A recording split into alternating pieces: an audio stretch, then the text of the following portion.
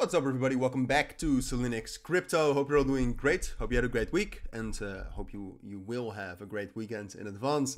But welcome to a new video. It's been a while on this channel that I did a crypto review. I have a second channel for that, Cilinix Crypto Reviews.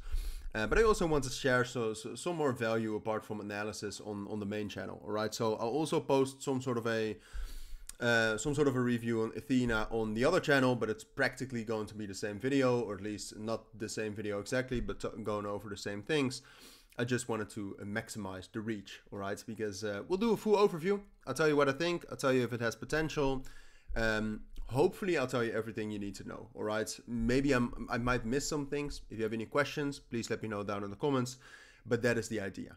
So what we'll do in this video is we'll talk about Ethena, or ENA. That's the name of the token. It's a bit of a weird token name. There's no added value with the ticker or anything, unfortunately. Sometimes you do have that. But no, it's a new Binance Launchpool project. It's also an investment by Binance Labs, which you cannot see right here, but we'll go over that. So it launches on the Launchpool. If you want to participate, you just have to stake BNB or FDUSD. It's best to stake BNB because that's the biggest pool, as you can see, or at least, yeah, you can see that. So you can get the tokens for free. I would definitely participate in this if you are on Binance. Binance is restricted where I live, so that's not going to be an option for me. But I would definitely do that. I think it's just under more Launchpad and Launchpool. You can see it there. All right, you just have to allocate the tokens, put them in your funding wallet, allocate them. So Ethena is going to be a big launch, all right? It, like I said earlier, it got some major investments. If we look at that, you'll see that it got investments by Delphi, Wintermute, Dragonfly. These are all huge, all right? Usually GSR as well. I mean, this is pretty tier one, all right? And then you can also see some influencers like Kobe, and I believe Enzo right here also invested in it. So there's a big influencer campaign behind it, but they also have major VCs behind it. In this case, I think that's bullish. That also means that they get quite a lot of tokens from the total supply. But like I said, I mean, if you have Wintermute and GSR, and if you have so many influencers behind it, it's more bullish than bearish. All right. And we will also look at the tokenomics right here, but that a little bit later. Let's first focus on what Ethena is and why I think it has potential, because I do think it has potential. It depends a little bit on with what market cap it launches. Like if it launches with like a $4 billion market cap, I would wait for a little bit. But if it launches with a relatively normal market cap, this could actually be a pretty good crypto, and you should definitely watch it. But all right, so the main thing they have is their synthetic dollar. All right, so they have SUSDE, which is their synthetic dollar, which is backed by Ethereum and a delta neutral portfolio. And I'm not going to, or not portfolio, but it's backed delta neutral. All right, so when you think it's backed by Ethereum, then you think, well, if Ethereum goes down, then that means that it's no longer backed. And that's true, and that's why half of the backing is actually shorting Ethereum. So if you're holding Ethereum spot and you're shorting Ethereum perpetual futures, which is what they're doing, what you get is that if the price of Ethereum goes up, then your spot portfolio goes up and your short goes into a loss, but it's by the same amount. So it's delta neutral, and the total value stays the same.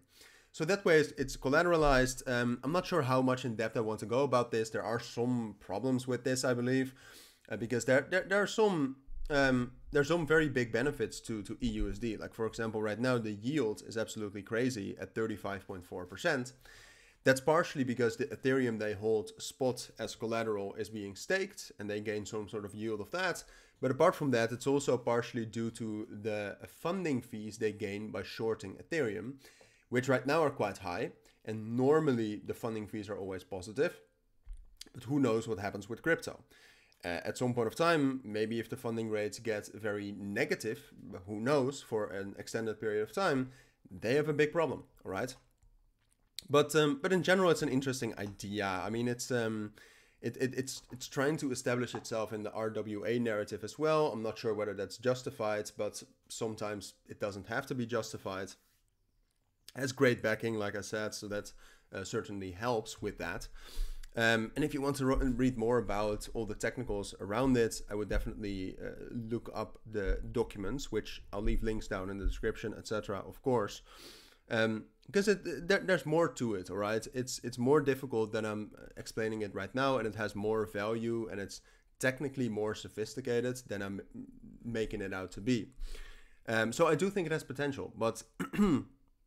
But like I said, I mean, there's just some things that I'm just not smart enough for. And I might have question marks, but they might be able to answer that very, very easily. And then apart from that, there's also a huge airdrop. So what you see is that there's, at least since the start of this year, some projects that have very big airdrops also get covered more. Some sort of FOMO/hype comes about around the project. So in this case, I think that's bullish as well.